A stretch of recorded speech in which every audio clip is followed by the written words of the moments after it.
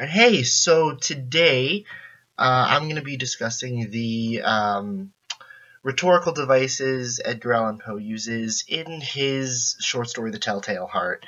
What we're going to be discussing is the ethos used, the logical fallacies or twisted logos in a sense, and then how this creates pathos for the reader.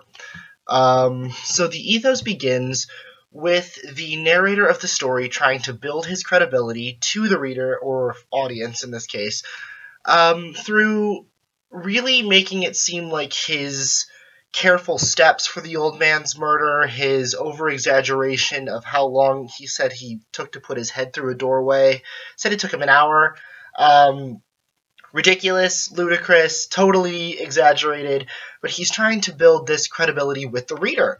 So that's completely understandable, completely, something that would just be done by someone who is crazy that's trying to prove they're not.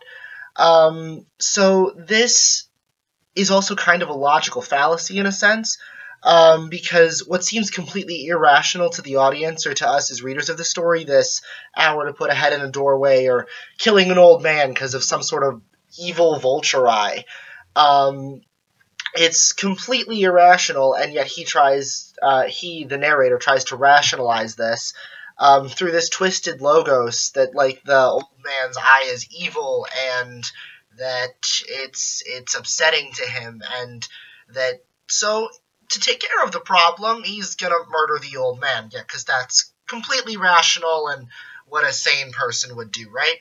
So then this twisted logos leads to a pathos for the reader that is unsettling. It creates that sense of horror, and because if a narrator is telling their own story and the narrator's crazy and you can't trust the narrator, then who can you trust? So it's this sense of mistrust and the sense of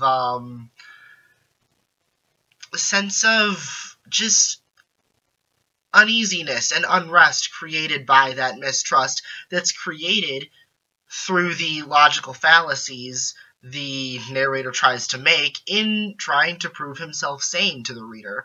So that, in a nutshell, is a crash course of the rhetorical devices used by Edgar Allan Poe in The Telltale Heart. Hope you enjoyed it.